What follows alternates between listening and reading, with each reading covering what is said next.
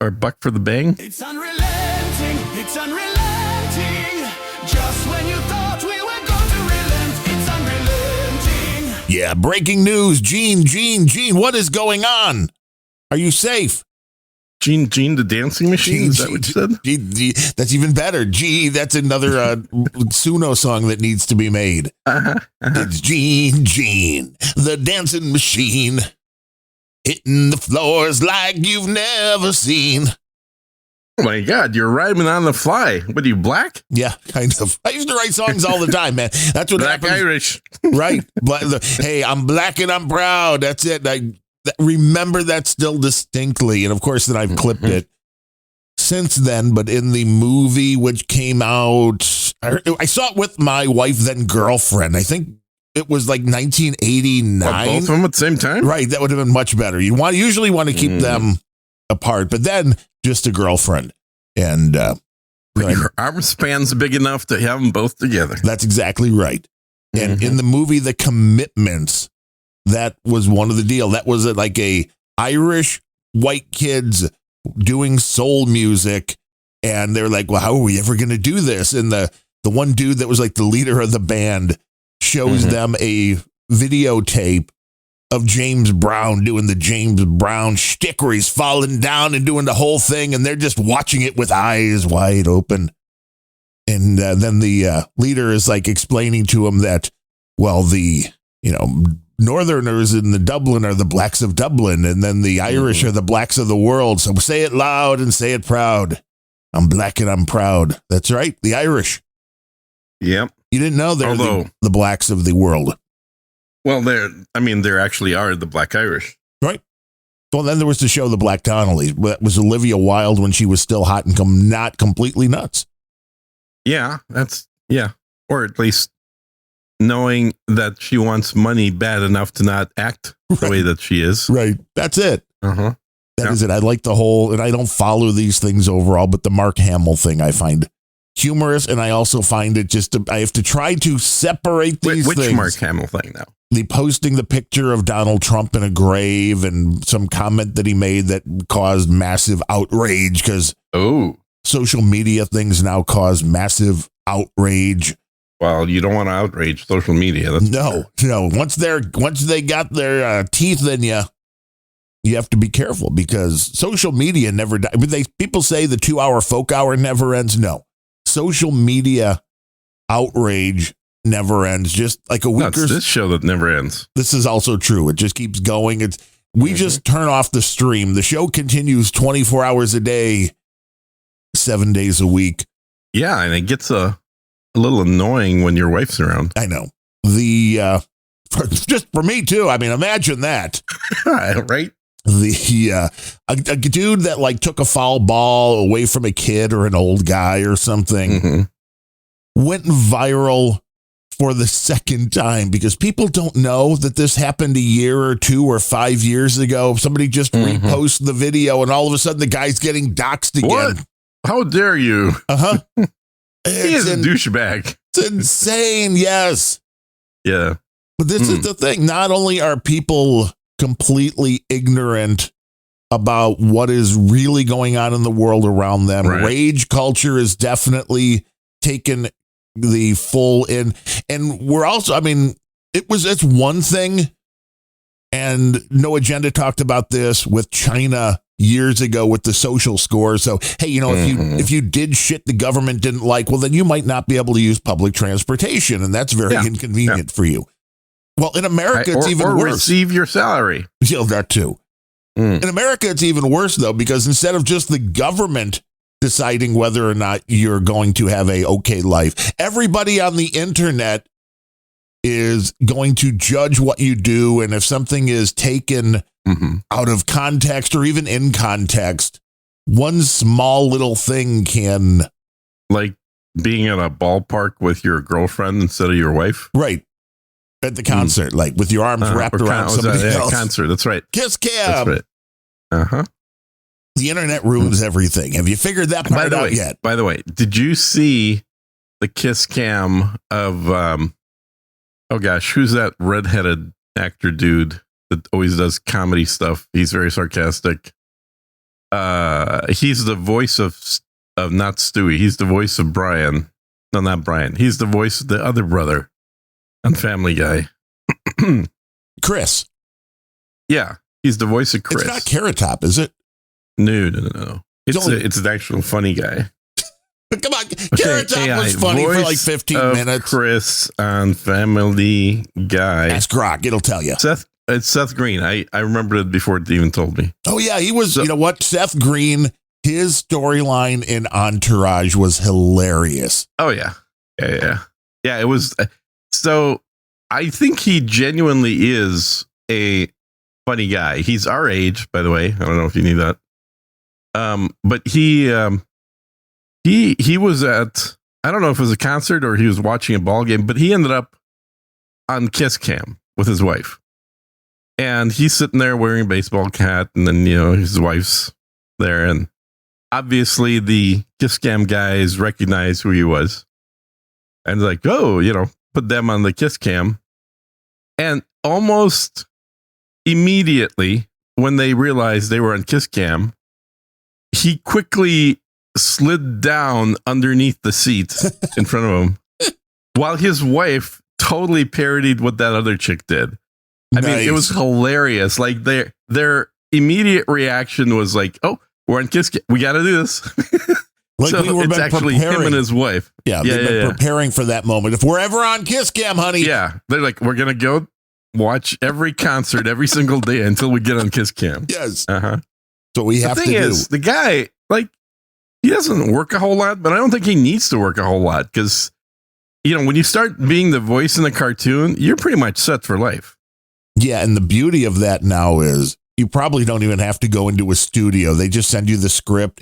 Or like ever since COVID, everyone's got a studio at home. Well, yeah, if you're in that line of work and you've got any money whatsoever, you can build a really nice little audio booth with professional grade equipment for under 10,000. I mean, if you really want to deck it out, like under 5. Yeah. But I'm talking even with the full like whisper booth, which so that way you don't have to worry about any of the room reflections and. Oh yeah. And a lot of people, what they do is they literally take a closet in their house and then just empty it out fully and then get the little domino absorption things in there. Yeah. And then, stick a laptop in there with them. Yeah, a lot of those closets are just about the right size for that. Yeah. Well, especially in that, in a Hollywood house where you got probably 30 closets. Well, yeah, and we're talking walk-in closets that you're probably having to cut that into different sections. Your walk-in closet in a Hollywood house, you're like, well, okay, I can cut this into a. Well, they've got windows in their walk-in closets in Hollywood. Yeah, and you have a booth, and then you have a control room. I only have one of those. my entire life in the places I've lived, I've only had one house that had a window in the walk-in closet. And my ex-wife was definitely the one that chose that house. In that room, that closet? That closet was literally the size of a room. So people can watch her get dressed then, because there's a window. It was, yeah. It was, this walk-in closet was about 40 feet long. Was there any hidden doors in it? I like hidden doors. No. I wish. No, it was off the bathroom, and then it continued on for like 40 feet. Like we have this extra space, so we built the bathroom really far away from the accidentally. So, hey, let's just make a closet. That's it. It's if you want to imagine, it's basically imagine a fairly square bedroom, and then off to one corner of the room, you've got a kind of like a diagonal door that goes into the bathroom with the hot tub and everything, and then the off the bathroom, you have this insanely bowling alley like long walk-in closet. Right. I was like, my thought was, why didn't you just make the bedroom bigger? But right. Well, yeah, it's like I could have more computers in there that way. I'm just thinking how inconvenient that is if you have to get up to pee in the middle of the night. It's like walking a marathon to get to the bathroom because you got to go through the closet. No. The closet is off the bathroom. It's not between the bathroom and the bedroom. 'Cause I've seen some that were So the you other have to way. walk through the bathroom to get to the closet. Oh, I've seen that the other way around. I've seen you have to walk through I've the seen that as closet. well. But it's like, Mhm. that doesn't make sense. I don't want to have to walk through the closet to get to the bathroom. Yeah. But they don't really consider it a closet. It's And- kind of like a staging area. Dude, when we got divorced, that closet had about 3 feet of clothing in it instead of 40. Like, everything's empty now. This is Mhm. depressing. Oh, it was a great feeling, man. That's one thing I wish I could come back to without actually doing the work of cleaning and sorting and getting rid of my shit. It's just be back to that point where you just don't have much stuff. More simple life. I have a garage full of crap Well, yeah, from that is every one of living your there jobs. instead of my car. Yeah, all the jobs that I've had, all that stuff is in there. It's like, I'm going to be a professional photographer. So let me buy cameras. Let me buy lighting. Let me buy backdrops. I'll do that for a year. Exactly. And then I'll quit. Well, to be fair, I did it for 20 years, but yeah. Then you want to be a professional painter. You do that too, where you were painting. I did that for oils. 3 years. See, Yeah. Then you have a lot of. I still have Canvas. probably $1,000 worth of oils. Ooh, and how much? Oh, dude, canvas? I've got canvases. I've got actual artwork that I've done that is just a whole bunch of canvases layering on top of each other. Probably, I don't know, 30 or 40 of those. But then I've got like several rolls of 30 yards of canvas that are empty. So you were Never got around to it. You stretch that onto your own frame. Is that how that all works? Yeah. Oh, dude, I have probably 30 boxes of frames in the garage too. I did my own framing because you can't trust people. No, so, yeah, people I suck. have to learn how to frame. Yeah. Have you ever considered having a garage sale? People would be like, Yeah, sell the whole garage. What the I hell tried. is I this? tried. I even tried to give away some shit to my neighbor who's a photographer. And he's like, I got my own stuff. okay, here's It's the like, other I've question. got 30 lights, dude. You gotta have room for 1 or 2. Come on, man. Take it. Come Do on. bro a favor. Here's the question we haven't asked you in a while. Is the mirror still in the box in the hallway? It is. It's still in the hallway and still in the box. It's only been like, what, 4 years? I think so. How do you Uh-huh. know it's actually a mirror? It says mirror on the outside. So I assume it's a mirror, but it's bad luck to take it out of the box. Like one of those things when you move and you like, why can't I find my slippers? Well, because they're in the box that says kitchen for some reason. Yeah, that would be annoying. Could be mismarked. It's like, what? I don't know. Yeah. So if anybody wants to buy any of Gene's things, he'll throw in a free poncho with every Poncho, purchase. that's right. It's more like, hey, buy a poncho, get a free mirror. Here's a box of photography lights. Random stuff. I mean, dude, the amount of stuff that I have that's still packed in original box too is ridiculous. I know. I have to go through the basement. We moved in here, I think it was 2009. A few years ago, right? Yeah. Mm-hmm. So it's been a while. And I don't think I've ever like touched 17 anything years. that was thrown into the I know. shelving in the basement. Oh, this is how bad I am. Because since we're laying the laundry out here, I have a box in my bathroom off the main bedroom of stuff that says bathroom on it that is still packaged up from when I moved here. From I moved Minnesota? here in 2011. This is it's like still Minnesota sitting in the stuff. bathroom. Yeah, that's no good. No. This is from Dallas. Oh, swinger time. But it's like, obviously what's in the box is not needed. I need to get rid of the box, but it just kind of sits there. I put a towel on top of it, and it's become furniture. Honestly, I don't know exactly what this means, but Scaramanga wants to know if you have any pro photo, one word, lights. PROFOTO. Yeah, I don't have pro photo, but I do. I think I still have some lights. Let me look. Is that a brand or is it a type? Yeah, or it's a brand. Yeah. Mm-hmm. It's PROFOTO. Yes. Is the brand. I'm trying to remember what the Gene used to just light up his bedroom when there was action going there. So they haven't been those used. lights are still there. Those are still there. They're still hung waiting. Cameras Sadly. all still there. Everything's still there. Yeah, but it's a VHS-C. It's Oh God, nobody knows what the hell that is. It hasn't been updated in a long time. Yeah, kids. if you lived closer, Scaramanga, I'd give you so much shit. I basically had to consolidate my studio, which was 2,000 square feet, with a truck door, so you could drive vehicles in there for doing photo shoots of cars and motorcycles and stuff, or whatever. If the babes needed the garage door to get in, I don't want to take any photos of them. Oh, no. These were good photos. But, some of these babes, like, they want to be driven right to the shoot, if you know what I mean, like literally to the shoot, not to the outside of the shoot. More than 3 steps. They don't put clothes on ever. They call them OnlyFans girls now. Nowadays they do, I guess. And I hear that there's a new OnlyFans girl that used to be an actress, or maybe still is an actress. I get technically. Shannon Elizabeth. No, a different one now? Too. They're all becoming OnlyFans girls. Well, the funny thing is, I saw Shannon Elizabeth in a Hallmark movie. I bet you did. Although I'm not sure how old the Hallmark movie was. I'm just kind of, I'm curious in how you go, you know what, I really need money, and you do the Hallmark movie, and then you're like, or I could just get naked. Okay, let me explain it to you. Okay. Doing the Hallmark movie is the cry for help that I need money. Probably. Because nobody in their right mind does a Hallmark movie. It's just desperate people. It's good work. I know you watch them. Get it. It's not really. It's crappy work if you can get it. You know who was in the latest? But you saw the article about her, right? About Shannon Elizabeth? Yeah.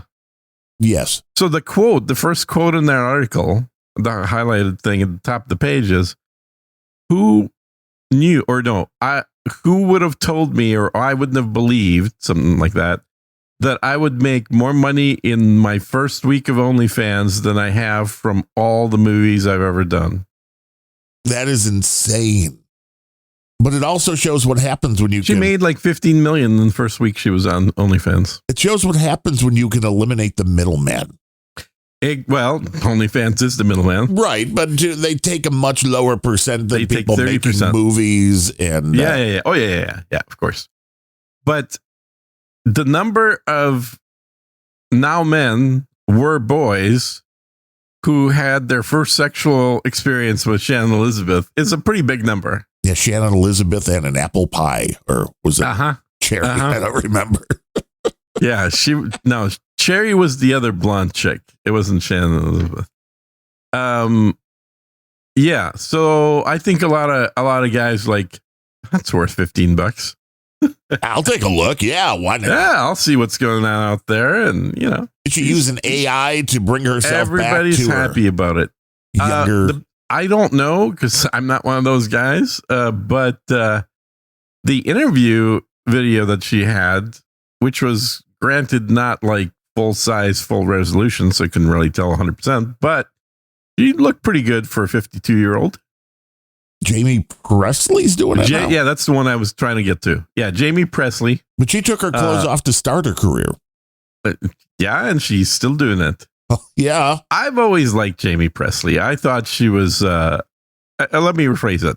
I've always liked the characters that Jamie Presley has played. Yes. The slightly annoying, opinionated, but very loyal and very good-natured ex-wife. She really reminds me of my ex-wife a lot. Well, there you go. A little close to home. Yeah, pretty, especially, and like we used to watch Earl, like my ex-wife and I, back in the day when that show was on. And it's funny how, like post-divorce, I'm like, yeah, you know what? That does remind me an awful lot of my ex-wife. Nice. Now, have you gotten to the point in 2.5 Men yet where she's banging Jake? No.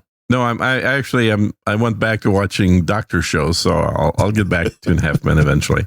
Okay, so yeah, that's part of the storyline. Yeah. Well, the chick that I liked that was banging Jake was the one that has the girl voice. The girl with the girl voice. I'm going to need a little more. You know the one I'm talking about. No, that's all you get. And Jake, though. Jake is the kid, you know. Oh, not the kid. No, sorry. What? Yes. She's banging Jake? Yes, What? the storyline comes Hold down on. to she's like a cradle robber, and it's Jamie Presley that Jake is. What? Yeah, Jake's like, he's already to the point to where he's in the military, so he's like 19 or 20. But then I have not seen anyone. He's still a little kid in the shit I'm watching. No, you see, you got to keep watching. It'll get some crazy shit going on in that show. So you're talking Charlie. Oh, okay. You're dad. talking Alan. Yeah, Alan's girlfriend. Yeah, the and wife for like 1 week. Yeah, the Cherry or Candy. Yeah, Cherry or something. Candy, yeah. I think it was. Candy. Yes. Candy's very sweet. Yes, indeed. Yes. I like Candy. Candy's, she looks like she'd be fun. That was also a perfect storyline for every guy that is divorced and just needs a good bounce back and is like, yeah. Hell yeah. Like, but she's not smart. It's like, yes, she is. For a woman, not wow. Totally, absolutely smart. Gene at sirgene.com. That's right. Ladies, you know where to send your email. Yes, and but speaking of the Hallmark movies, you know who was in the latest Hallmark movie was Odette Annable, which you just saw in the one that replaced Olivia Wilde in House. Oh. And that also ends up in 2.5 Men, playing the girlfriend of the guy that replaces Charlie Sheen. The Iowa guy. Yeah. Mm-hmm. So I was like, oh, interesting. She still looks really good for 42. She still looks, I think acceptable. But I guess that's where you go. You go to Hallmark movies. Yeah, I guess I wouldn't know. A lot of women listen to the show, Billy Bones. You would be surprised. Oh, it's like 80% women listeners. Yeah. They love this stuff. This is like women porn for them. Right. This is their look into the psyche of the male mind. Well, but it's more like, women, here's a hint for anyone that doesn't know. Women love to be told off.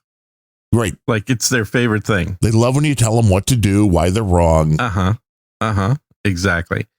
And, but they can't actually tell men that they like that because, they're trying to create a pretense here. Right. So what ends up happening is all this stuff that women really like, is in women's romance novels. And it's mostly like bondage and other things that we're not going to mention, and a lot of guys telling women off. And so really we're like an audiobook of women's porn. That's, I think, the best description of this show I can think of. We should get way bigger donations from the female audience. But this, this was why. Do they know they can do it anonymously? Because they're probably afraid that, someone's going to find out they like this show. Yeah. If you don't want to be outed, feel free to use a pseudonym. But that when you see. We'll take anonymous donations as long as they're 20% bigger. The album cover of Sabrina Carpenter's latest album, and she's a huge artist now. Started out, of course, 4'2" as a Disney girl, right? Huge artist, literally small girl, 4'2", very small girl. But on her album cover, she's on her knees with him in front of a man, and he's got his hand grabbing her hair. So it's like nice. I'm telegraphing just a little bit, I think, and that's why I thought it was funny. The kid that is the big up and comer in NASCAR right now in the main series just won at Talladega. Carson Hocevar, he's 23. And he was at the Met because, he just won. And whoever hooked him up, and he was like, hey, he was really hoping to run into Sabrina Donald Carpenter. Trump? Right. Oh, okay. No, Sabrina Carpenter. And I'm like, this kid just seems like so nice, so like naive, so like, oh yeah, you want to talk about two worlds, even though you're a race car driver and she's a pop singer. It's like, oh, I don't think you understand what it appears that she might like. You don't want to be courting, is what you're saying in this case. You don't want to be pitching woo. You want to be going a little bit harder at the. You want to be going in with a fastball. Disney girls like it hard. That's why I hear. It seems like it.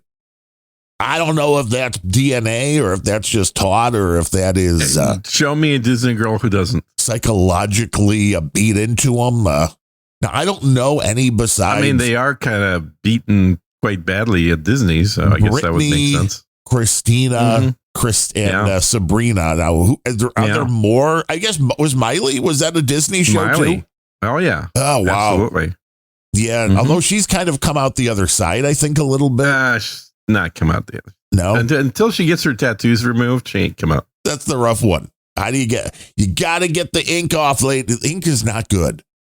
That is like one of my pet peeves. I saw an article recently talking about how it's actually becoming not just rare, but it's becoming like, you know how kids always dislike people that are different? Yeah, I guess that makes sense. Apparently now people who have no tattoos are the minority. That can't be and so true. They're disliked by the kids. Oh, yeah. There's dude, we've had decades of mothers taking their daughters to get tattoos. You got to get ink, baby. You got to get Tramp right there on the tramp stamp. Yeah, well, I don't think they're doing that anymore, but their mothers sure as hell did. Yes. It was like an advertisement. College. Woo! Wow. Yeah. Wow, you went to the red line there, man. You really. I went to, hey, that was an impersonation of a college student babe. Why is your compressor not working? You're overloading. I don't know. It's not overloading. It's just fine. Just fine. Everybody listening. You want me to look? Ears. I'll freaking look. My ears. You're blind, not deaf, dude. I saw the thing go red and I heard it go all that digital goodness. You didn't. No, you didn't. No. You'll listen back. You'll see. I'm always right. Yeah, like I ever listened to this show. It's like no tattoos. Right, looking okay, at boomers. No. Let's see.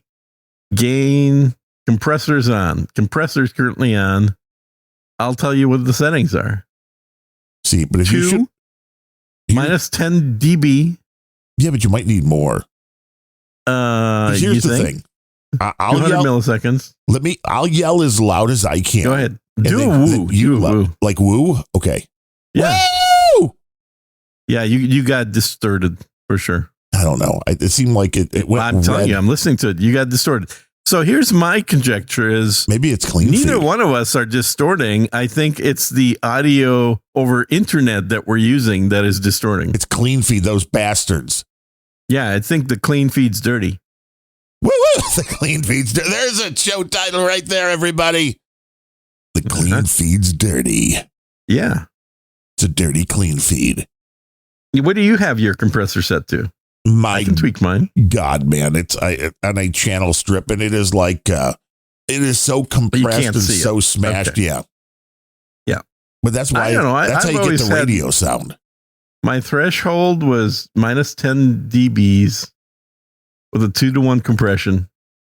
And Net says no tattoos, okay, boomers. I'm like, that's always been my preference. That's when like Playboy and stuff started going. Yeah, like, oh, tattoos are for a certain other demographic, my friend. Yeah, the people from Detroit, obviously. Exactly. People that have tattoos. That's who has tattoos. I don't want my woman to have a tattoo. Which is why I've never been able to watch porn. It's like, oh my God. Well, yeah. There's a lot of them. It's hard to find porn without tattoos. Clean these girls days. And porn, yeah. Now AI will help. It wasn't that hard in the 80s. It was more the 90s. It was pretty easy. And in fact, in the 90s is when we first had Suicide Girls come out because there was a place where they could all gather them together with the girls with the tattoos and the piercings and whatnot. And that was the minority at the time. Now it's the other way around. It's like, yeah, good luck finding somebody that hasn't been tramped up. What do you think Epstein was going young for? He had, look, if there's one thing that you can say, Epstein knew what he liked. Yeah. Mm-hmm. And he wasn't afraid to go after it. Take that as a lesson, there's kids. A big bottle of lotion in every room. Well, yeah, better than P. Diddy, though, who had 49,000 bottles of baby oil. Baby oil. Yes. That somehow feels worse than lotion. I know. It seems harder to clean up, too. Isn't baby oil like mineral oil? I think so. It's not It has a It's very not like weird natural. smell to It's not it. made of. Yeah, it's like baby oil is not made of coconut or anything, right? No, I don't think so. Yeah, I no, don't know. coconut oil smells good. It Yeah, also solidifies, but there's also that. not when it's on your skin. It doesn't. True, heat it up. It only solidifies when it's off your skin.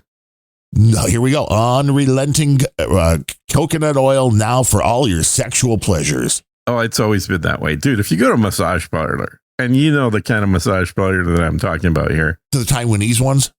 they literally use the same can of coconut oil that you buy at Whole Foods. Right? It's sitting there on the Costco shelf. Yeah. Or the jug size ones at Costco. Yeah, Kirkland, exactly. Kirkland Brand coconut oil. Uh-huh. Now, Exactly. For your industrial applications. it makes the overall end product less healthy for you, but coconut oil No, it doesn't. in a Very popcorn healthy. popper, oh my God, it is so good. There's nothing that it makes unhealthy. Coconut oil is one of the healthiest oils out there. I don't know about that. It's true. You also said you It's couldn't true. use any AI in the YouTube, and I looked that up, and that was incorrect. No, that's not incorrect. I literally had a statement from YouTube saying that they are starting to demonetize channels that are AI. And they are doing that. And there's a bunch of AI creators bitching about it. Only the ones that are the same thing over and over. I found it. I don't have it in front of me, but I found it. No, that's You can use an factually AI voice. incorrect. No. That is factually incorrect. You are incorrect. You can Dude, use your AI voice. I've got a name of a guy Okay. who I've been donating money to that does AI shit. He's retarded then. He doesn't know what was actually in the show me the He got YouTube. demonetized, dumbass. Show me the He got YouTube demonetized rule that with- says this. Because he was obviously over doing 100,000 AI stuff people. where he was putting out the same video every day, or he's taking I've sent somebody you else's his videos. stuff. He's the guy that did the Blue Mountain Jews. I'm not that guy. familiar with that, but Yeah, you are. It's the video that looks like Muppets. It's like a half hour. He does half hour long, very high quality, creative videos that make fun of liberals. I'll have to find that. But this was 6 months ago. But the video that I sent to you was one that was all Muppets, which I know you like Muppets, which is why I sent it to you. So he had a bunch of these Muppets mining ketamine underground, and they were blue colored, and they were all wearing yarmulkes. I can see that it wasn't the AI part that maybe it was YouTube totally was. the AI that got him demonetized. But no, they sent out an email letting people know. Look, it doesn't matter. The point is, if you're too small for them to care, you can have a podcast like this, be on YouTube. What do you mean and like never this? never get a strike if you're too small for them to care. What do you You mean have like to get these to a people? certain size. If you're one of these people. You know, He's Catholics. He's right. One Catholic, one Jew. You get together, it all equals out. We're pretty much covered. Mm-hmm. Now, the videos you sent me the other day, this Mikey and Wyatt stuff was the least funny thing I have ever seen. Really? Interesting. Because I kind of like those. I mean, I've been watching them for years. I get what they're doing. Mm-hmm. And I understand the humor they're going for, but I didn't laugh once. Maybe it's too not on the nose. Maybe it's too telegraphed. It's the 25, this is a 65-year-old dude dating a 25-year-old chick.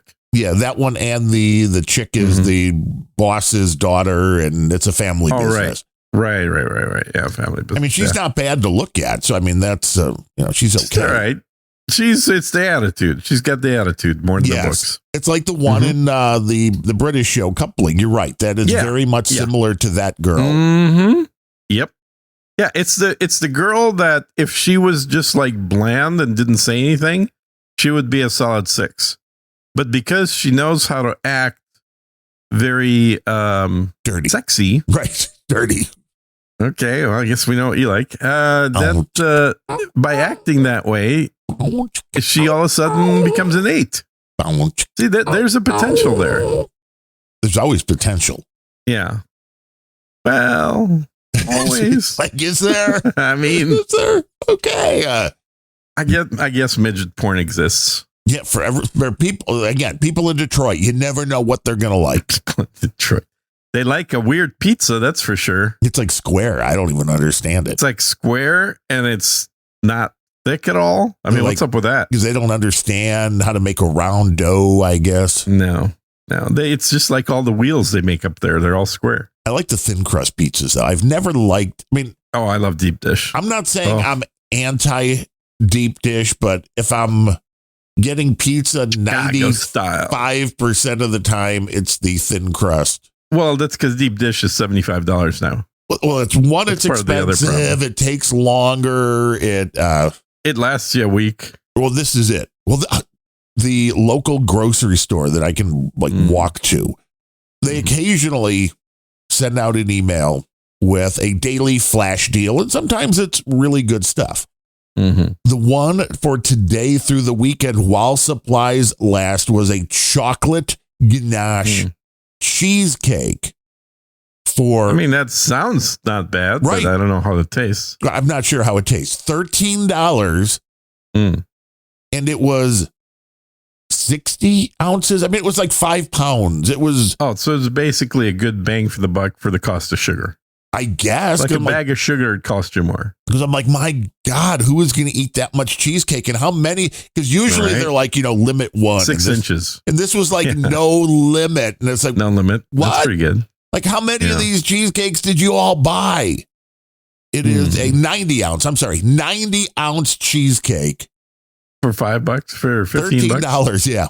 Yeah, $13. Wow, that is a good deal. If it's a decent cheesecake, hell, you could have. If it's a decent cheesecake, yeah. I don't know that. Honestly, I don't think $13 buys you that many ounces of Philly cream cheese. No, it doesn't. I bought a key lime pie that was maybe 12 ounces, maybe 16 ounces, and that was $13. So 90 ounces of cheesecake, and you're right. I made a chocolate cheesecake once years ago using Emeril Lagasse's recipe. I remember that guy. And bam. The cheesecake cost, because of the massive amount of cream cheese, it was still like $30 or $40. So I'm wondering what's in this cheesecake now and how can they sell them for $13? No. Billy Bone says they're expired. You're right. They don't mention. Oh, they probably are like a week from expired, or a day. That's probably exactly what it is. You got to take them out. We either have to throw them away or get $13 a piece. Somebody forgot these in a refrigerator somewhere, and then went, "Oh shit, cheesecake special." Oh shit. No, it's not Dominic's. No, Beret. They're gone. Dominic's went under. Chicago legendary. We used to shop at the Dominic's here, and now that place is a high-end movie theater that I've never gone to. Really? Yeah. Very weird. But I guess it's just a large enough area. But it's all right. I got my compressor now set to 3. Is this better? Well, you sounded a little bit more like Radio Gene. How you doing, Gene? Am I flatter? Am I flattered? Yeah, no, except for in your stomach area. That's still my. See, there it even got a little little crunchy. I'm seeing the compressor working little light thing. So it's like it's showing me that it is compressing. Well, that's good. It should be compressing. I'm always compressing. Yeah, I heard you crackle right there. Yeah, it's not. I'm telling you, it's the transit. It's not the actual. It's possible. Clean feed is not what it wants. Clean feed may have issues compressing sounds that are within 5 dB of limit. And this will also be the reason they'll be like, well, have you upgraded to the paid version? Yeah, right. If you're on the paid version, did you want uncompression? Oh, yes. Oh, well. Did you want that? Oh, well, that we understand. That's only $19.95 a month. It's still weird that it costs money to be able to make a direct connection. Internet call. Yeah. Point to point without them being involved. Yes. It's like, why is this expensive? Why can't Here's the other my thing. Mac just talk to your Mac? I would have no problem at all paying for clean feed if the jump from free was to like $7. Right. But from free to $20 for, use this 4 times a month. It's just not justifiable. No, you have to be Like doing it $20 every day. is. I'm sorry, for $20, there are a lot of different products that will do the exact same thing as this, plus video. Well, yeah, almost all of them are video now. The whole point of Clean Feed was like, we do audio the best. We And now do I'm not audio sure they only. do. I don't think they do now. No. And I have used a few times, and honestly, the main reason we still use Clean Feed on my other podcast with dude named Ben, just to goodoldboys.com, is because of inertia. Like Ben will forget if we switch to something else. I'll just be sitting there waiting for him to show up, and he'll be on Clean Feed going, oh, where are you? And then it'll take time for me to call him and wait an extra 15 minutes to get it figured out. So, but there have been, when we tried, I think 3 months ago, for 2 episodes, we used the other thing that you and I used to use. What the hell is it called? Well, we've used so many Zencaster. Zencaster. Yeah. That's what we use. So tried Zen. It works great and it's free. You know, and allegedly the other thing, where everybody has their room, the communities where you can talk and all the gamers use. I never use them. Everybody's like, we've tried that as well at some point get in the past. The Clean Feed Lite that is free is now a maximum of 2 guests, where that used to be more. Unlimited, yeah. And now one, you can only do mono in this one, which makes sense. It doesn't have any of these other features, but okay, it's free. I'll give them that.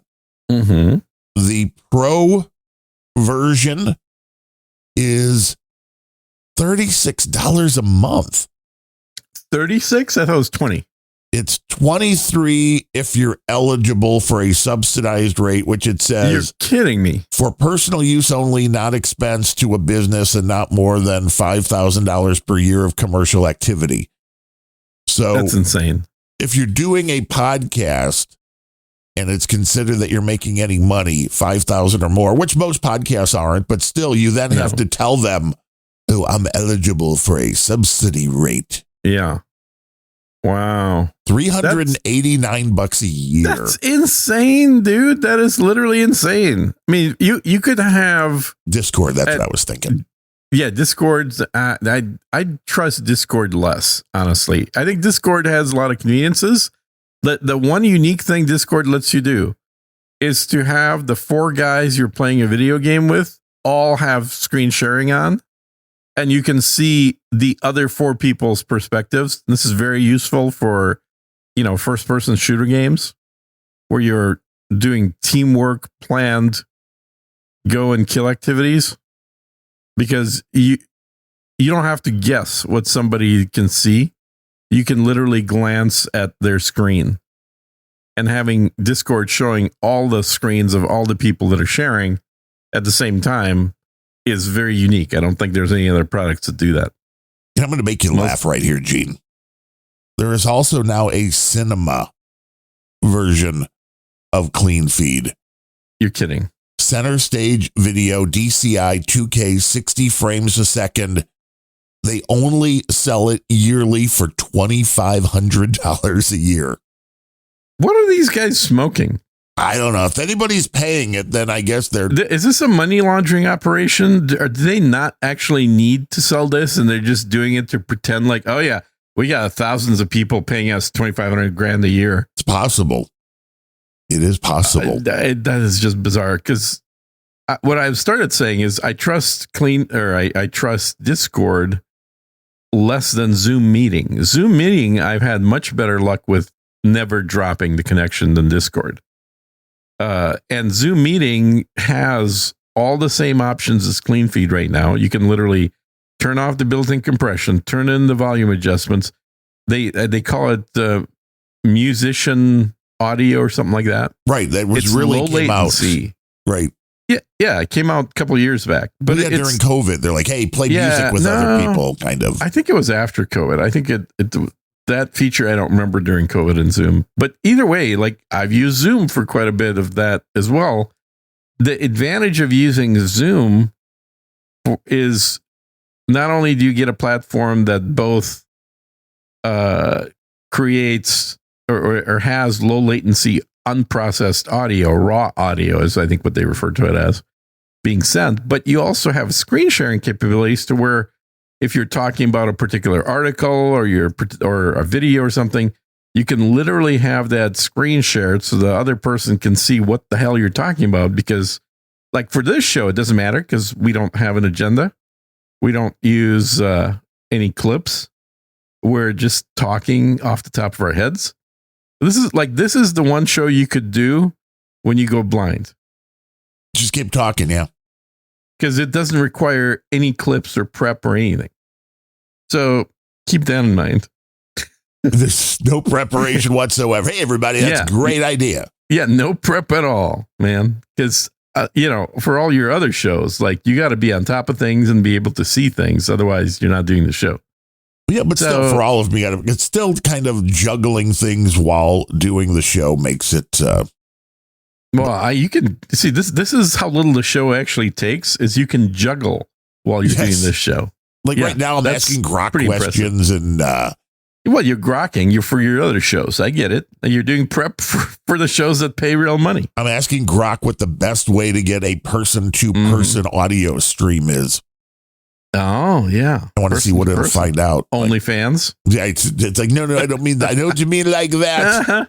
I see it's looking at like Riverside and Zencaster. Oh, Riverside sucks, man. Podsplice. These are the things that the agents are doing in the background while Grok is thinking. Zencaster, I think, is pretty good. But Zoom is not bad at all. And audio quality-wise, it is definitely raw audio it's sending. And where I was going with this is I wouldn't necessarily recommend Zoom as the first option, but Zoom costs less than the pro version of the thing we're on. Clean feed. Clean feed, yeah. And its capabilities obviously are way more. I believe Zoom was like $130 a year or something like that. Like you should use something with a dedicated remote podcast that uses local recording. But here's the thing.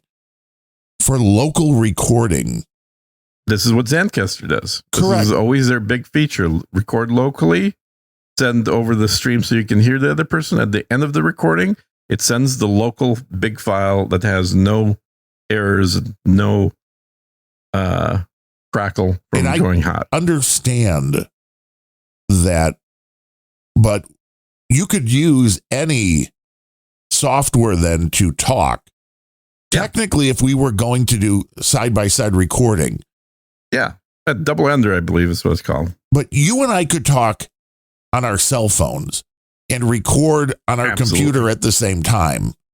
And you could record your portion, right, and then send it to me, and I could record my portion on top of it. And all you do is like you clap or do something that would let you mark the audio. And then I would put my recording on 44, and yours would be on 48, right? Just to fuck with you. It's the way it goes. I'm always on 48. Who uses 44? My machine's always on 48. Nobody does, but some things default to 44.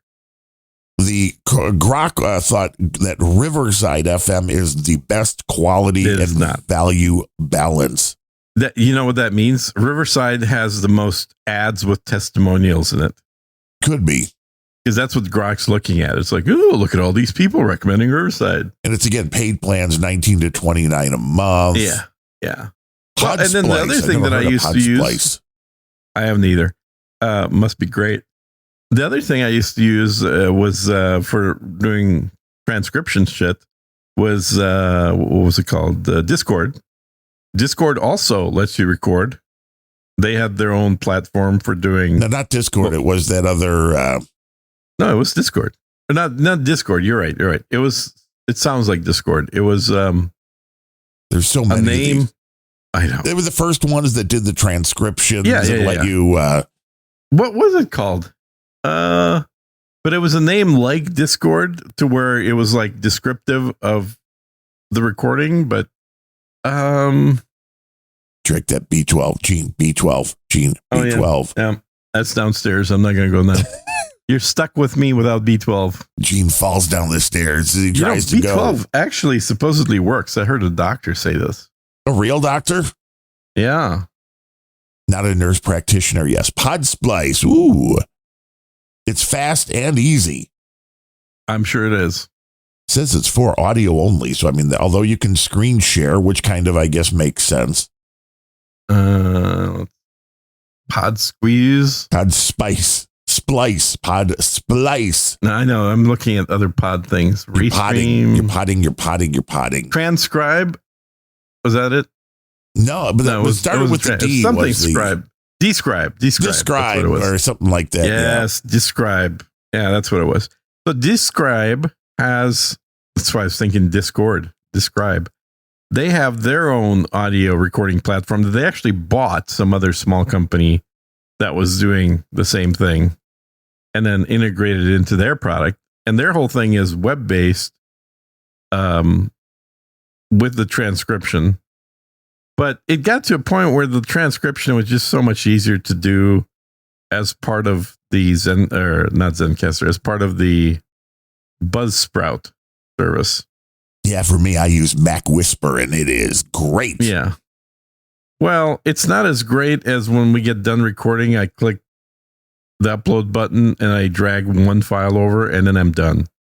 Who does the artwork? The artwork. You don't change your artwork, huh? How would I change my artwork? It's fun. I'm doing some artwork for JCD. It makes no sense. Here's the thing. Yep. I've got an argument with the artwork thing. People that like to change their artwork on podcasts don't know what the word branding means. Well, there's a 2 level of the artwork, which you'll notice that like on Random Thoughts, RANDUMB thoughts.com. Mm-hmm. Your other show with just me. That's solo. But okay. If you go to any podcast app, solo on the main page, yeah, the artwork stays the same, but each episode has a different artwork. But yes, I agree. I think where No Agenda, it changes even on the main page of the podcast. No app. Agenda can do that, as can any show of a sufficient enough size. The problem is that if you start screwing around, and it's actually funny because when you're small, you should never change your branding while you're trying to establish yourself. Let's get small. Then you get to a place where you're big enough that you can. But if you get really big, you once again cannot, like Joe Rogan. Joe Rogan has certain branding that if he changes, he will lose viewers. He's got to be sitting in that sort of basement looking set. He has beautiful set for his show. Beautiful set. Yeah, but it's literally a recreation of his basement set when he lived in California. Well, yeah, because it's branding. Yeah, exactly. And you saw what happened when he tried to do a show from what looked like a big vagina. Well, yeah. Well, the other one was being built. Adam Curry was on at that time, and people were like, "What the hell is that?" This is no. Joe Rogan, unsubscribe. I'm confused. Fuck you, Joe Rogan. I'm watching. That's what people anymore. were saying. Fuck you, Joe Rogan. We're so confused. Mm-hmm. People do get confused easily. Yeah, but that's not good if you're trying to have them as people that give you money. No, that's true. Speaking of people that give you money. Yeah, we don't have any, do we? We have 3. No. And one tells us not to read it now. So there's also...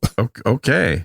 There's also so not that. CSB. Okay. No, it is because he doesn't want it read now because I told him that's that why I said so. Not CSB. Right, that's why I'm not doing CSB. his wishes. I'm going to assume we're not going to read CSB's comments, and then you chime in with, no, it is CSB. Oh, it's CSB.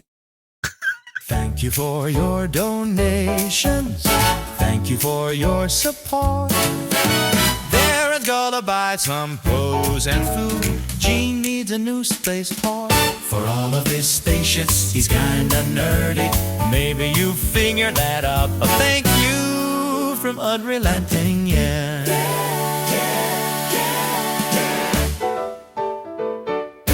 Mark Koger came in with $3.33 twice. 2 different donations a couple of days apart. Your theory is somebody forgot that they had something on autopay. Yeah. May finally be true. I think it's true. We appreciate it, Mark. And Scott Kutzwallop came in with his every show $2.50. And then coming in via the Satoshis with 4166, the guy that said, do not tell people to go to YouTube and search for AI Arch Wizard and subscribe. Don't do that. Do not want to do that. But maybe here's the beautiful thing of this whole thing. CSB maybe is going to comprehend now that donations aren't ad reads. And by not saying forcing somebody to read this or die, then they actually will have more of a chance that they're going to read and talk about. I think the goal for anyone who understands marketing and PR is to know that the best ad read is the one that sounds like people are just naturally talking about you. Right. And it's not an ad. Right. Those are the ones where... Those are worth the most money, and only people that donate really well get those. We're like, hey, love that product. Yeah, man. Such a great product. Gee, wish I went to that website every day. Uh-huh. And then watch all of the content. All of the AI. That'd be great. All of the AI, man. That's all you need. All the AI. You just go to YouTube. Yeah. There's a lot of AI people on YouTube now. It's all AI. It's all fake and gay. Well, it's people like, well, how do I do this? And all of these things, I don't even buy them anymore. I know you've sent me a couple of things with they're making news stories with this influencer is fake and making money. Yeah. I don't really think it's that easy. I think this is like one outlier out of every 1,000 or 10,000 of some. Sure, you have to be good. That's the part that goes unsaid usually. Good. I think it's just luck. I don't think it's luck. Because if you look at the ones that are actually successful, they've cracked the nut as to how to make things look good. And I want to know why the Indian dude who came up with the conservative influencer, why he got rid of the account. Was it like nobody wanted to see the content once they realized she wasn't real? Racism. Like, what's the difference, baby? He's like, what's the difference? Oh, I have a list on X of people that are from India that are pretending to be American conservatives. Well, I'm sure that's true. And a lot, I'm sure, are getting paid to do so. Yeah, maybe. I think for a lot of them, this is their entertainment. Well, I could see that. It could be entertaining. Yeah. You know, it's like, hey, let's see how much you can catfish somebody. And it's just to see how gullible people are. And you have to understand, again, the technology that exists with the image editing. And it's not even just the image creation, but yes, I mean, the image creation is getting a lot better at this point. Although Grok, while the women are all hot, they all look alike. So, well, no, that's not true. I've made women that look totally different than the ones you're making. Well, we'll have to trade notes, but the ChatGPT. You have to start off by not saying Ukrainian. Oh man, you aren't speaking of racist. The problem is every one of yours has the word Ukrainian in the description. No, it was only once. Otherwise, it's Russian or Irish or. Yeah, but remember, Grok remembers everything to the beginning of your conversation. True. And the little ad that I put up for the show the other day, while it was the low res, I didn't even kick it into the high res. And it wasn't perfect, but that was literally like 10 minutes of work to come up with a 30-second ad, which if you would spend it a little more time, it would have been even more believable. But I thought it was pretty good. I mean, it looks like AI, but it was still pretty good. You know, and it's like, this is showing people where the technology is getting. Why would you still want to get to that point where you can just give it the last episode and then just simply prompt, create an ad for this show. And that's it. And it'll come up with something that looks just like your Babe ads. Well, this is getting closer with Grok and on Random Thoughts on the last few shows, rather than me doing the usual, which is coming up with the idea for the album art. It was literally because Grok is what I'm using to do the chapters. Grok is what I'm using to do the thing that you put on the, with the show notes. So people, describe what's in the show. Deal. Yeah. And I just said, well, give me a simplistic image with Random Thoughts hosted by Darren O'Neill that would represent the show. And the last two were just first shots out of Grok. So it's like it's getting to the point where you won't even have to prompt it. It's just here. Okay, here's the transcript. That's good. And I think it's important to let Grok know when it does well. Like, so do make this sure you more. reply back with good boy.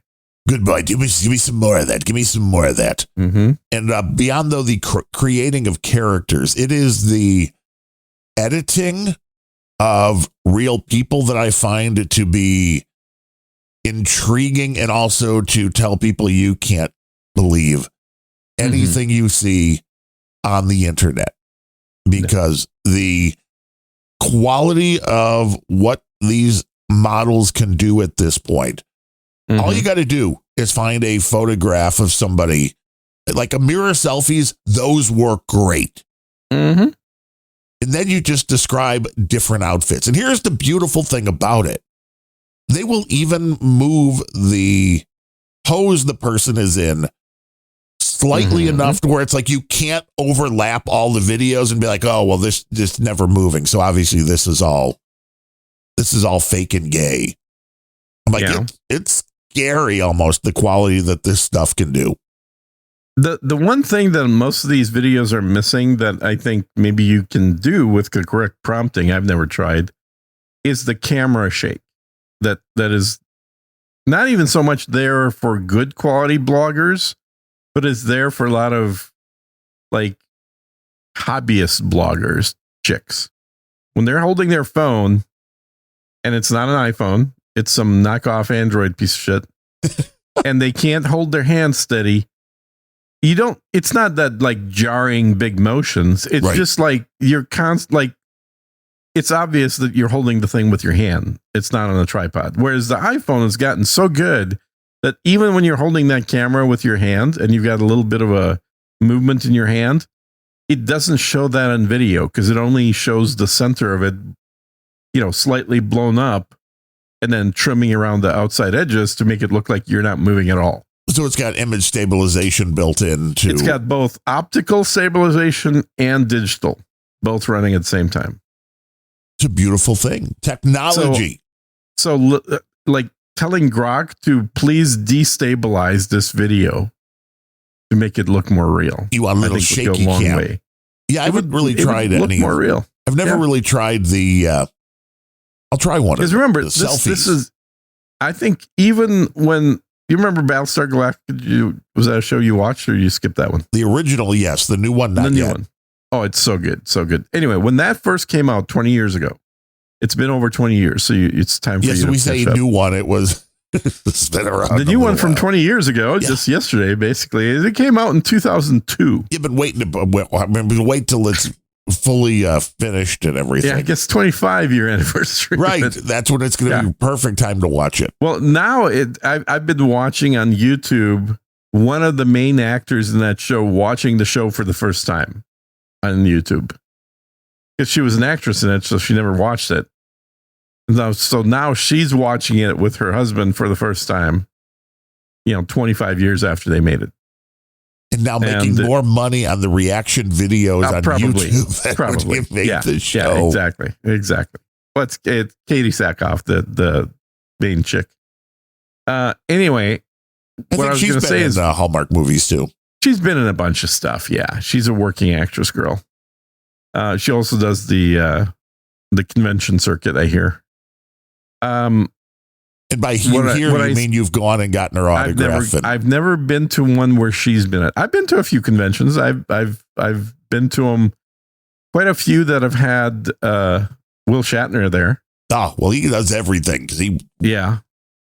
And now do you He's dress 105 up? Now. I know. Are you cosplaying when you go to these things? I generally cosplayed as a photographer. So you just brought your camera. I was wearing a vest and I had more than one camera on me. And no pants, just a vest. Just a vest, just like a bear. Right. Just think of Winnie the Pooh. Yes, he never wears pants. It seems very wrong. Why would you? I mean, honestly, I'm not wearing pants right now. Why would you? It's against the human nature of the world. Especially when you're a bear. Yes. Gene has a lot of hair, is what he's saying. What? You had a lot of That's hair. not what I was saying. I meant I like honey. That's all I was implying. Well, honey's good. It's natural. Can help with your allergies. That's why I don't have allergies, because I eat a can of honey a day. Right, with the iced tea. Usually coffee ice cream. Yeah. And Scaramanga's given me a prompt amazing for that I have handheld diabetes. selfie vids. That's good. So I'll have to try that. So where I was getting to was that in that show, one thing they did, which was revolutionary, was instead of making the camera of the spaceship shooting each other shots be steady and just floating in space, like for every other TV show and movie, they gave the camera some jerk, as though the camera was actually handheld from inside of another spaceship that was filming this. Ooh. And was also moving. So the camera had movement and certain jerkiness that you would experience in a handheld camera environment. So it was like an anti-steady cam. The whole thing was digital, right? It was all done on a computer because it's all spaceship stuff flying around. Wait, they made it look more real. Well, why didn't they just use cameras and record the actual spaceships from the outside? From out in space? Yeah. Yeah, they should. I know, it's amazing. Yeah. I mean, that would have made it more realistic. It was very realistic. It was probably the most realistic space show to date of when it came out. And of course, The Expanse became way more realistic because they have Newtonian physics in there, which most other shows lack. This is getting into the weeds now. You know what Newtonian physics is, right? You know, things fall when they gravity and things fall in gravity. That's good. You're actually almost exactly there. Boom. That's all. That things that move in space. What goes up must come down. In the absence of other force, remain moving. That's the main thing, is where Newtonian physics has to do with space games or space movies, is that you don't need to keep burning the engines the whole time you're flying. In fact, if you look at our most recent alleged moon flight that we had here, you will see that the engines were turned off about 2 days before they got to the moon. Yeah, because you're moving, and what's going to slow you down? You're already moving. Yeah, it's a vacuum, so you're not getting slowed down. You're being affected by gravity of things like large planets like Earth or the moon itself, or even the sun to some extent. But that really just modifies your trajectory. It doesn't make you stop. So that you don't need to keep the engines running the whole time. And what they did in The Expanse was the one thing they invented was essentially, it was called an Epstein drive, which was a particular type of drive that used very little fuel to produce thrust. And I don't know, maybe they explained it. I don't recall them really giving a detailed explanation of how it worked, but it was invented by this dude named Epstein, but probably unrelated. I was going to say, is he on an island? Epstein drive. Yeah. It's called the Lolita Express is what he was flying in the show. I don't know what that means. Very on the nose. I know, a little too much, but because they had so much fuel available, they could do what it's referred to as a brachistochrone trajectory. And a brachistochrone trajectory is very cool because it's the trajectory where you do keep the engines running the entire time of the trip, and you basically are accelerating at a constant gravity, usually just under 1G or possibly more than 1G if you're trying to make a run for it. But you're accelerating constantly, so your speed changes the entire flight as you keep going faster and faster and faster to the midpoint, at which point your ship flips 180 degrees, and then the engine is turned on once again, and this time it's decelerating you for 50% of the trip. And that is a much faster trip. Like if we go to Mars right now, if I remember correctly, it could be off, but I believe it's a 7-month trip to go to Mars. And that's all. I thought it was longer, but it's either 7 or 17, one or the other. That's okay. Well, yeah, I am pretty sure number 7's in there. And it's not any shorter than 7 months for sure, right? It's our space guy, everybody.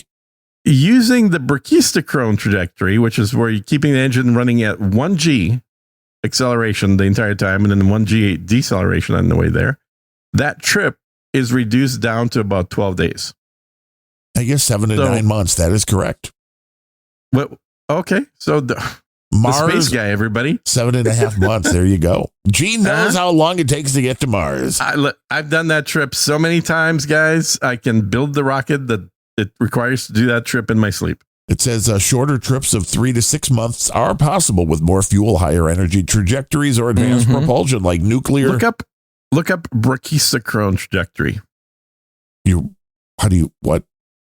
How do you spell that? Yeah, I don't know. Oh, okay. I'll type it for you. And that's the video from the prompt that Scaramanga gave me. That in there is because was it pretty good for the handheld thing? I'm not going to play it right now because obviously we're recording something and I don't want to be interrupted. And the fact that he didn't have a character described, so it gave you a dude. So Oh, okay. I'm watching it now. It's not bouncing around enough to this is more like an iPhone. Now do a prompt for like an Android and it should be bouncing around a lot more. And if you want an example of that, just go to like a makeup tutorial video done by a black chick. That's my prompt for you right there. Trajectory refers to prompt. Minimum time path where a spacecraft accelerates continuously towards a destination for roughly half the journey and then decelerates for the second half. What did I say? It contrasts with the classic Hohmann transfer orbit. The Hohmann transfer orbit, yeah. There's no L in Hohmann. You label that as cinematography. Just put your character in. Sure. And we will. This Scaramanga is a professional AI character creator and has done work for large companies doing AI work. Oh, really? I know he's done video work for large companies. I didn't know he was doing AI for large companies. It's all AI. He just wants to make his own movies. I'm doing contracts for AI. Ooh. What kind of contracts? Legal contracts. It's always best to let AI write those. Nothing can go wrong. No, other way around. I'm writing them for the AI so that it has good contracts. Oh, you want to give it things that it can be trained on? No, I'm giving it things that it doesn't get ripped off and make sure it gets paid. AIs get paid? Yeah. No, AIs are hiring people now to do work. Well, that I kind of figured that would be the first line. I need some work, so I got hired by AI. Are any companies not using AI as like the first line of weeding through the I don't know, man, resumes? but I recently sent in a resume where the recruiter program website said, "Oh, would you like me to make your resume better with AI before sending it?" Because obviously yes, it sucks. Of course. I said, "Of course." And then it showed me what it did, and I was like, "Holy shit, this is so much better than was it really?" It was genuinely better. Wow. It was a better version of my resume with a few lies thrown in, but it was very good. That was the next question. Like, was it very good? Was it stretching things a little too much? Absolutely. But it was nonetheless things I would have not thought to do myself. Interesting. So, and then of course the AI on the other end of the company will be the one that's reading it and going, let me just shrink this down to just bullet points because that's all I care about. Oh, so all that fancy language is going to get reduced back down to nothing. Oh, that's interesting. Yeah. Because you just I'm then it's going to get spit back out as like I think this is going to be the scourge, or scourge on society. This thing that like has popped up in Gmail and I'm sure other emails where let me rewrite that for you. Right. Click here to summarize the message. Yeah. Oh yeah. And it's like, oh my God, people are going to get doing burned. that with podcasts for years. People are going to get burned. Who has time to listen to 3 hours, man? Come on. Nobody. That's why people were listening at 2 times. And then now you can just minimum. You can now condense the topics in AI and then listen at 2 times speed. Yeah. You can listen to your podcast in like seconds now. And that's all you need. For this show, it'd be like, Darren was right, Gene was wrong. Next on Unrelenting. In your dreams. Only in my dreams. Debbie Gibson. Mm-hmm. She was in Hallmark movies too. I bet she was. She's on OnlyFans now. Is she Debbie Gibson too? No, I'm she just on with kidding. Tiffany? But she might be. You never know. Debbie Gibson. Tiffany and probably Tiffany. is. Bang, bang. Yeah, Tiffany probably is. Yeah. Were you a Debbie Gibson or a Tiffany? Music wise, Debbie Gibson actually wrote the songs. Or She was an actual musician. The other one was just a cute girl. Yeah. Nothing wrong with that. Who performed in malls. Yes. Well, I think they both did, I'd didn't been they? to malls before, so, you know. I go to malls. Not anymore, though. The malls now are a different story. There are no malls. I have not been to a mall in years. I had to go to the Barnes & Noble, of course, to get the free little Lego. Which is amazing that exists. I know. And here's the thing. This is a very depressing story because I was like, well, you know, and I looked at their website and they still have a bunch of releases from major artists that are Barnes & Noble exclusive. So I'm like, you know what? At least I'll probably be able to find something to buy because I'm getting dragged along to go get a little $2 free Lego thing on May the 4th. Be with you. Oh, yes, of course. And we go up the escalator, and the whole back of the second floor used to be music and movies. Now it was literally one floor standing rack, which maybe had 8 to 10 slots for the vinyl, and it was on both sides. But I am not exaggerating to say I am 99% sure I have more vinyl records in my house than they had for sale. I believe it. And have you thought of opening up a used record store? Maybe if you can sell big, sell high, sell high. But I was expecting, you know, the whole back of the place to have nothing. They had zero. I mean, they had Sabrina Carpenter and Taylor Swift. That goes without saying. Okay, can I bitch about something? Have you ever been stopped before? Can I bitch in the middle of your rant? Sure, go ahead. Bitch in the rant. Bitch I in the hate rant. the fact that when you're doing a Google search, Bitch in the rant, and you type in something like handheld video with no stabilization, you get hand jobs. It gives you nothing but results for how to best stabilize your video. No, I said no stabilization. Their AI, this is the problem with AI. Right. It's reading into what I put in as a perfectly valid search term. You want to stabilize it's converting your video. that into like, oh, you must be having problems with stabilization because you have no stabilization. Let me show you how to stabilize all your videos. So the first reply I get is, shaky handheld footage without stabilization is a common challenge for bloggers, but it can be managed through techniques that I'll show you. Techniques. The ninja walk, bracing, tension strap. How about a better camera? Wait. How about you give me an answer that I asked and not some AI crap? Like, that would be better. I want a badly recorded video that's bouncing up and down like, well, Britney Spears on a bender. Who hasn't been there? Yeah, I know. You know, you've been there once, you've been there a million times. But so this was the little record thing, and it was right in front of where the desk for customer service was upstairs, which is where they sent my wife. It's like, well, that you just go pick it up at that desk. So I'm just interested in records. So I stop, and I'm maybe like 20 feet away from my wife at the desk, who goes up and gives the woman her name to pick up her free little Lego packet. Right. Which we're briefly selling on eBay for like $37. And I think now they're down to like 12, but that's beside the point. And I'm like flipping through the records, and my wife's like, "Hey, Darren, come here." And I'm like, "What? Do you have to prove that I exist?" And the lady was just start cracking up like, no, I believe you. Do you think if you just gave her my name and said, he's right there, that she was going to think you were lying about picking up the free Lego? Mm-hmm. Mm-hmm. Like, she normally doesn't want to be associated with me. So I guess it's a good, normally she's not admitting that, hey, I'm with him. I thought you were only there to get the second set. You're right. I was.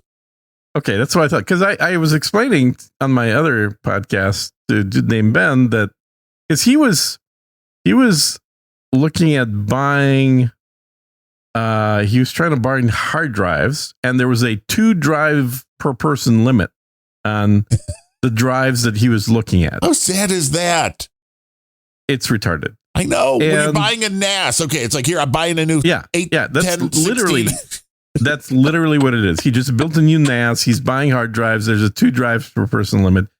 Now, part of the reason I think is because he wants a certain type of drive and he wants it as cheap as possible. Right. And you can totally pay more and get it with no limit. But if you want to get at the cheap price, there's a 2 drive per person limit. Oh, he's cheap. And so, oh my God, he is so Scottish Irish. It's amazing. I used to call him Jew, but that's not even accurate anymore because Jews spend more money than this guy. He is the cheapest guy pretty much that I know. He's the guy that'll get this, hard drives on eBay to save money. I did that once on reconditioned hard drives to test out the Drobo. And they have been the best hard drives I've ever purchased. Well, fuck you. Sad. But it's like, who buys physical moving part shit on eBay? Come on, man. Almost nobody.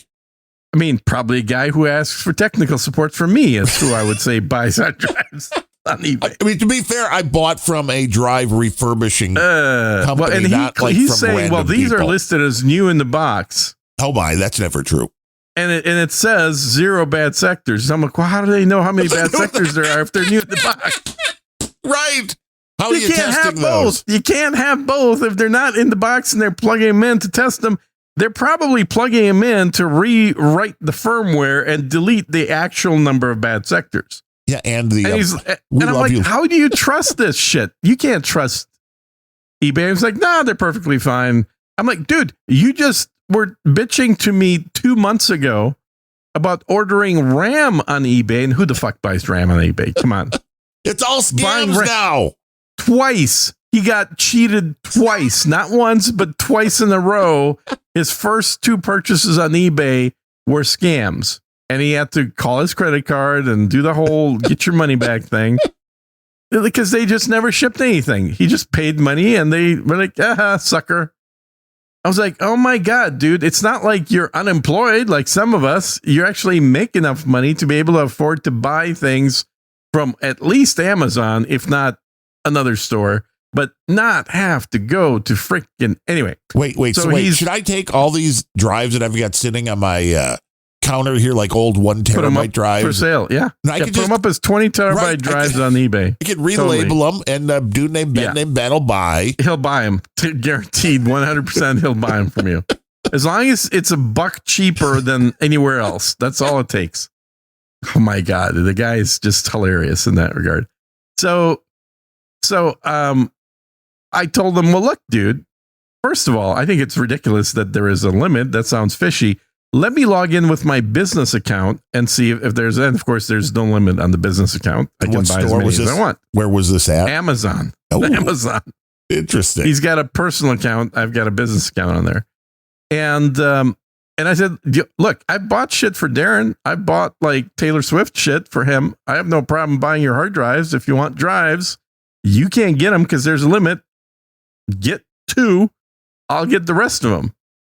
No problem. I do that for friends, or at least co-hosts of podcasts, even if we're not friends. And he's like, yeah, well, let me check eBay first. Wow. Oh my God. 16 terabyte hard drives are $500. That's nuts. I think he's buying the 10 terabyte ones, I believe is what he was looking at, which are $200, by the way. 10 terabytes, $200. Really? Because the Iron Wolves are, or maybe 300. Maybe it's 300. Yeah, because the Iron Wolf, but it's still cheap. Is 410. Yeah, these are. I think they were 300. I don't know. I've got a stack of 8 terabytes back from like 5 years ago that I'm still using. Yeah, the 8 terabytes are $245, which isn't bad. At least I can't remember what I paid. I think they were like $350 back then. Customers usually keep this item. Yeah, right. If you believe that, it's allegedly saying it's 18% off. Yeah, that costs an extra 2% commission for Amazon to mention that customers usually keep this item. I know. It's just marketing. It has nothing to do with reality. 20 terabyte drive, $719. Yeah. 24 terabyte, $859. Yeah. 28 terabyte, $1,019. And they have 32 terabytes now, which are currently unavailable. It's crazy. I don't understand who would buy drives in the first place. Like my current storage is all NAS based, or is all solid storage based. Now, if you have a lot of stuff to store, like I do, and maybe Ben don't think anyone has a lot of stuff. I think a lot of people have stuff that they think is worth something, but it's really not. Well, I just have tons of music. Yeah. But the reality is that would all fit probably on one NAS. Yeah, well, easily on one NAS. It's probably 30 to 40 terabytes at this point. Right. Which, thank you for mentioning that, because again, dude named Ben has built this like 12 drive NAS thing he's making from scratch using parts from eBay. What software is he using? Do you know? FreeNAS or Turbo NAS or something? I don't know. It's whatever's good. He claims it's really good. And knowing him, he didn't pay for it. So right. Well, it's free NAS. Yeah. Which I think is supposed to be pretty good these days. But I think he's building something that's going to be like 35 terabytes or something. I'm like, dude, my 7-year-old NAS is like 56 terabytes. Right. Darren's is like 180. Well, yeah, especially with the expansion. Why are you building a little baby NAS? You got to go big. You got to go big or go home, is what they say. It all depends how much data you have to store. And it's just movies. You just get movies off of the same place you are. Well, see, here's the thing. For me, the music can be harder to find because it disappears. Movies seem to stick around. TV shows seem to stick around, meaning if I really want to watch, Seinfeld you again, pay $5. Or I could download it again because it's always there on the sites. Yeah, exactly. Only store the stuff that you can't then go. And this was my lesson learned from when my NAS crashed, is that I lost like 25 terabytes of stuff that was mostly movies that I really liked. I have backups of the music, so I didn't lose any of that. And my music collection is tiny. My music collection is like 8 terabytes. That's it. And it all fits onto one SSD stick. Yeah, and if you want to back it up, you can get an external drive. No, so I'm lying. It's not 8 terabytes. It's 2 terabytes because I actually have it on the single SSD. So it's less than that. So it's under 2 terabytes. Yeah, and you can get an 8 terabyte external drive for $240 if you wanted a backup of the backup of the backup.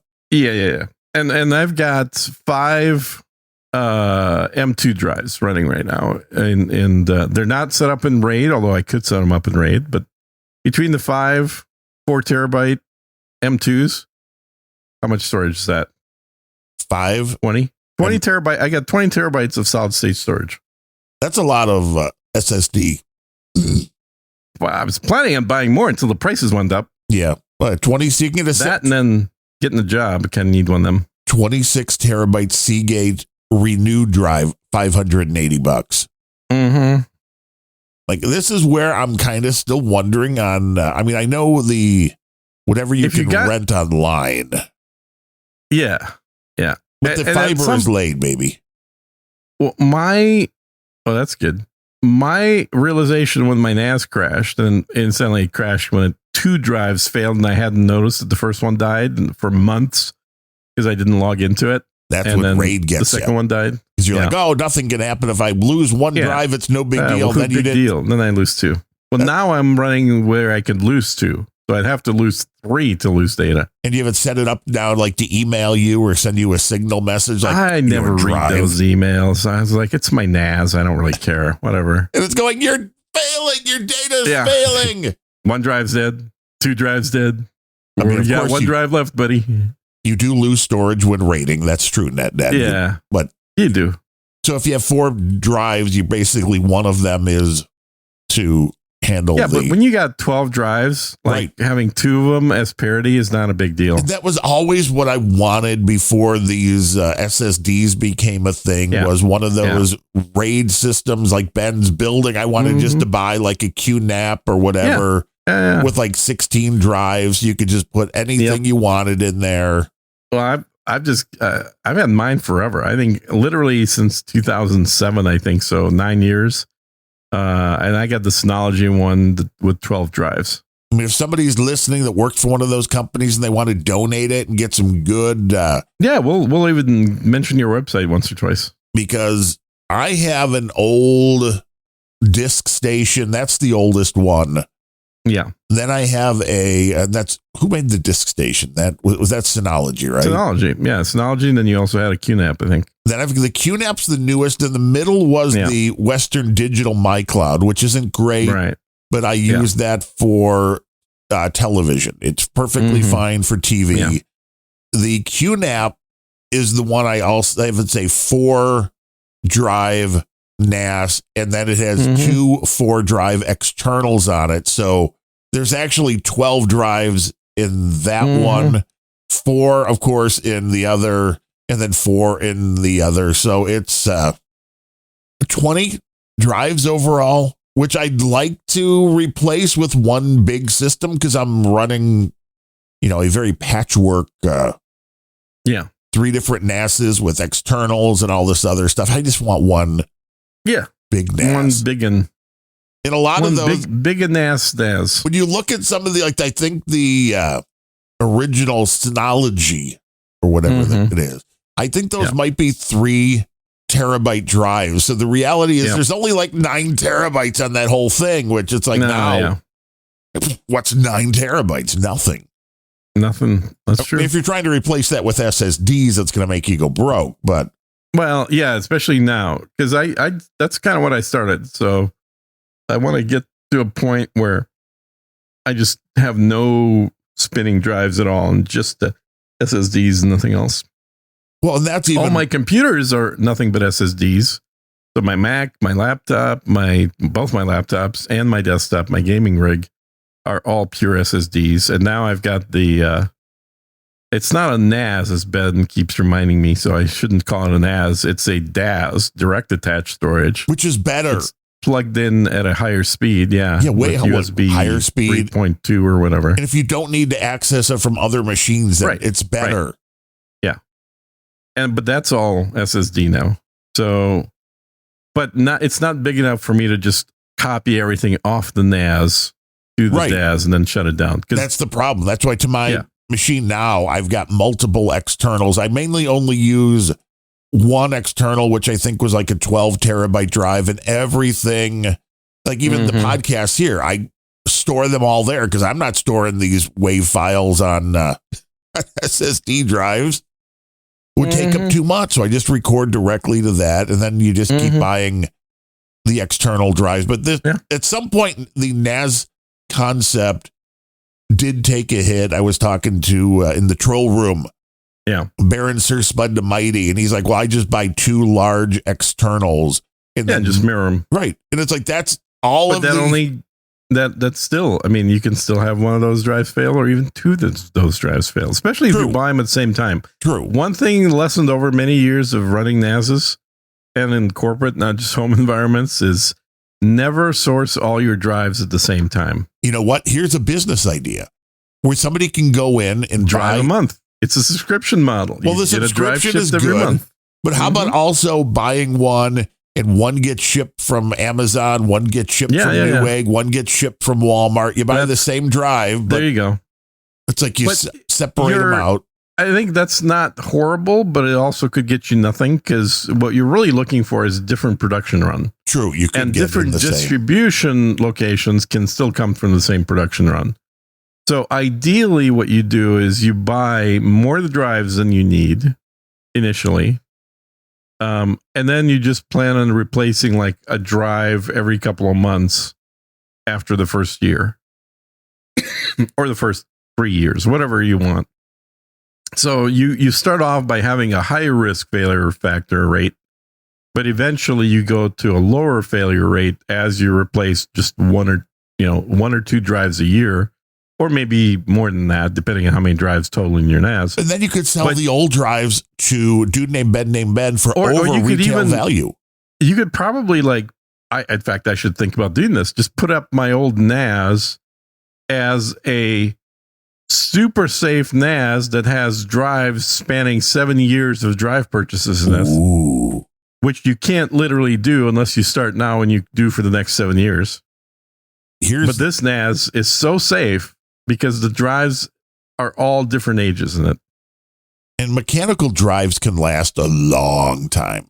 Yeah, but they all also wear out eventually. There's no such thing as a forever drive. No, of course. Depends how much you use them as well. And with the pricing on all this AI stuff, I looked up my Mac Studio. Yeah. I could sell it for $1,000 more than I paid for it right now. Fuck the AI shit. Just get your money back. I know. I'm like, make money at it, man. It's what I did with a lot of the guns I sold in the past. Is I had the FS 2000, which is that futuristic plastic looking gun that was really cool. And I got two of them because I liked that gun so much. I had one that I wanted to keep. Oh, you wanted to keep it unshot, pristine. Yeah. It's still shrink wrapped. Is for how it holds its value, right? And then it's like a Buck Rogers action figure. It's just like that.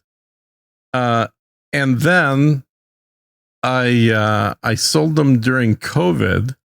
I sold both of them, and I made, I think, $500 on the first one and $300 on the second one over what I purchased them for, which was retail price. So because so many people had nothing to do during COVID, right, and were shopping for stuff, you name it, whatever. Well, no, I can tell you that is when the sports card market and the ticket market, the ticket stub market, as you point out, an insane market, went nuts. I wish I would have sold my dad's Michael Jordan cards at that point, but I wasn't paying any attention to it. But we would have gotten thousands of dollars more because for that short period of time, not only were people buying crazy things, but they were paying insane prices for no reason, really. I mean, I understand, okay, global pandemic, whatever you want to say. Why does this make a piece of paper with somebody's picture on it worth more? We're panic buying. We want it. And now there's just more people. It's like going to an auction. If only 5 people show up, you got a pretty good chance to get what you want at a decent price.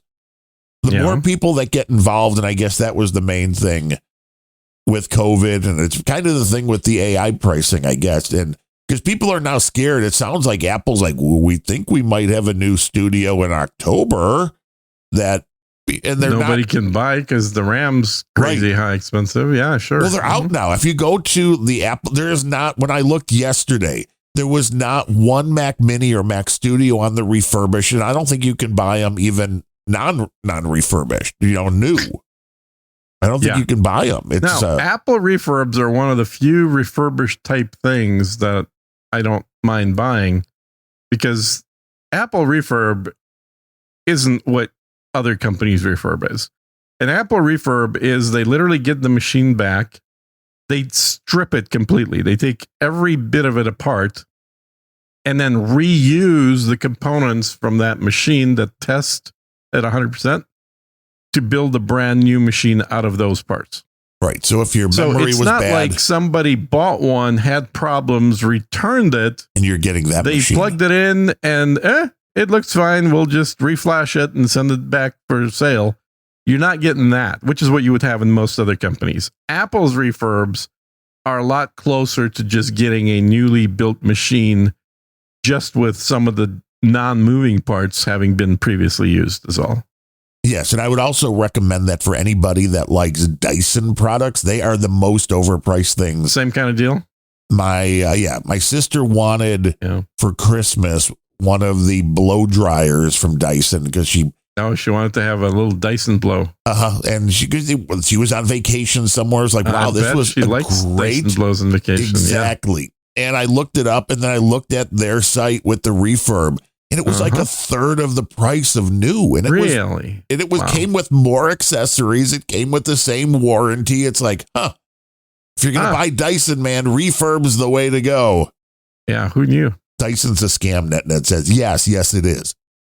With that said, I have one of those blade kind of thing, fan/heater. Yeah. And it's been running now for probably 10 years, and it works and where other fans have died. So it's not total garbage, but yes, it is way overpriced if you're paying retail. Yeah, that makes sense. But I think they make decent products. So I don't know about their vacuums. I don't know if they're the ones that want to like suck a bowling ball off. I've had two Dyson. I don't currently, but I used to have two different Dysons, and the one of them was cordless. The other one was a normal corded one with a big ball. Yes, the big turning. Yeah. I like that one. The ex-wife has that. I assume it still works. Never had any problems with it. She's still riding out her broom. Yeah, she texted me the other day. She's like, "Hey, I'm coming down to Dallas. You want to meet up for lunch?" I'm like, "I don't live in Dallas." She's like, yes. "Since when? Since when? Since 15 years ago." Yeah, I should have said yes. You're right. I totally missed that moment. You're totally right. I'll meet you at Jim's for. Hey, let's meet at the old coffee shop we used to go to. I'll meet you there at lunch. Okay, bye. She then texts you that the place is gone. You're like, so am I. I'm in Austin. Exactly. You have a nice day. Yeah. Yeah, so I'm not buying any hard drives today. I'll have a dude named Ben send me some. I can use some. I always need hard drives. Yeah, if you want to either sell or buy drives, contact dude named Ben because he'll probably buy them off you. I'm just if I knew the new Mac Studio was coming out within a month or two, I would sell this thing, just go back to using the Windows 10 machine and then double down. Although they're not even sure if they're going to have the massive RAM versions, which will be very telling if the next thing drops and they're like, well, no, 96. Sorry, just 64. That's all you get. That's all you need now, because it's amazing. We figured out that you don't need any more than that now. Now that AI is a thing, which is sucking up memory like it's nobody's business. It's ridiculous, man. I think this is what I like, that companies like Radeon are selling to gaming market and not to fucking AI like Nvidia. It's that, like, I know there's still more people using Nvidia, but it's not because they're buying more Nvidia. It's because way more people still have Nvidia boards, video cards, and so they're using them for gaming. But I think the vast majority of new Nvidia video cards are not actually used for video. They're used for AI. No, and when you look at it, the interesting thing is that as the years have gone by, Windows has gotten to be full of bloat, and really so has the OS 10. But overall, the RAM needs for personal computers if you take AI out of the equation, not needed. This is the only thing that sucks up the AI.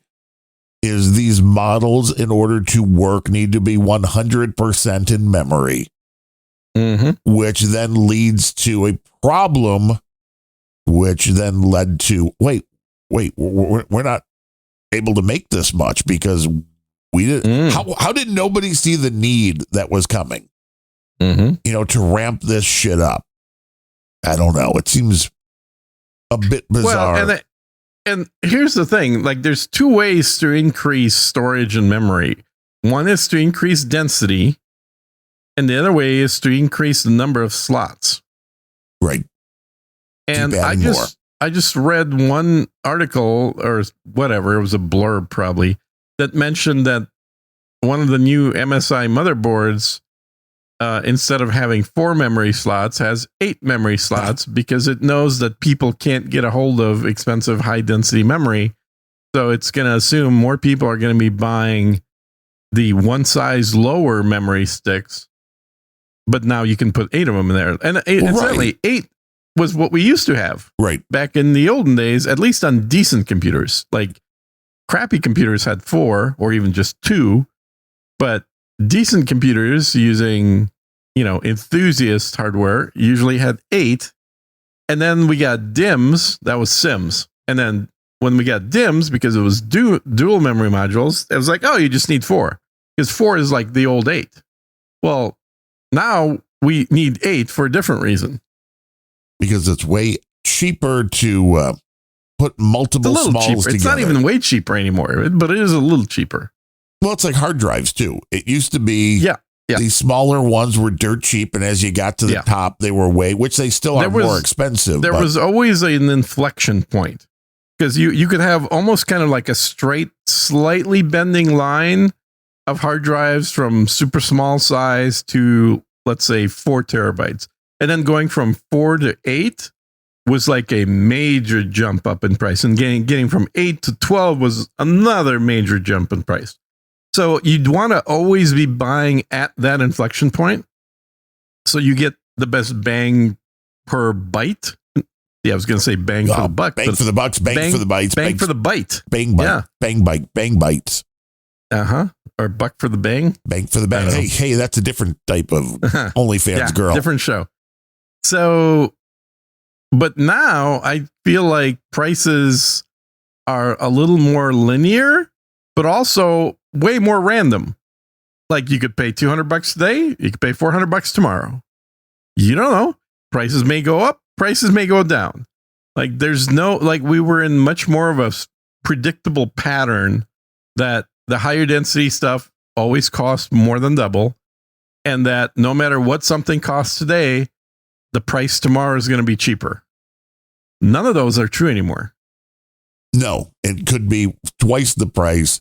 I mean, I'm glad I bought the fun. Yeah, I'm just glad I made that choice for 2 reasons. One, Bitcoin was really high, although it is kind of creeping its way back up.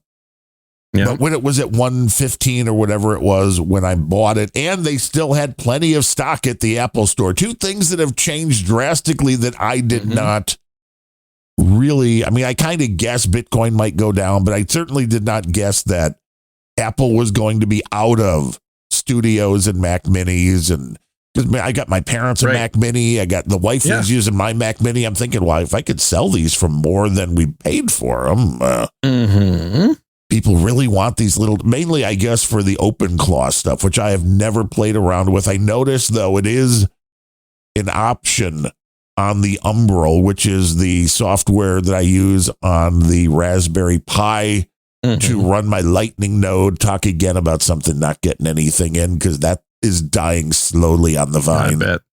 But it has. Well, just make sure you send me my money before it dies. Well, that was the funny part, because it's all gone. Kind of. Here's the thing that happened. I mean, I know how much there is there, but Adam Curry closed down his node, right? And this was, he closed down his personal node. It disappeared. I don't know why. I don't know if it ever came back, but he kept your money. He closed the channel down, but when it closed the channel down, it just put the money into my account off chain, off. So now when I go to Get Alby, the wallet has 607,000 Satoshis in it. Yeah. But Gene's sub wallet has 652,000 Satoshis in it. So that sounds about right. So your 652 is not currently covered on the amount of Satoshis on the machine. So you become a bank, is what you're saying. Kind of. You're literally like using other people's money now. I can't legally say that I've become a bank. I think you can't legally say that's for sure. I'm just waiting for more people to donate. But the problem with donating is it seems like besides CSB, nobody is actually using Satoshis. Everyone's switching to dollarettes. Yeah, they're doing things like it's amazing what a fiat currently that's like ubiquitous does. It lets everybody just use it. And Bitcoin is going up again, but it's the Lightning. The aspect was this was supposed to be 9,000 right now. Yeah, supposed to be a non-centralized thing, but everybody, for there's I have never figured out why you need a middleman like GetLB to give you an address that you can give to people. Because I was like, wait, the node that I give for people to connect channel to channel, it's like, you can't just you know send why. to that. I mean, you do know why. It's because it's sats and not Bitcoin. Yeah. If it was Bitcoin, you could just give the Bitcoin address of your wallet, but which we do. The problem is, and the reason I think that sats became a thing is because it's too complicated for people to send 0.0001732 of a Bitcoin. Like, people don't have a concept of using 1/79,790th. Well, I think there were ways to make this into real dollars, so you can put in and send $5.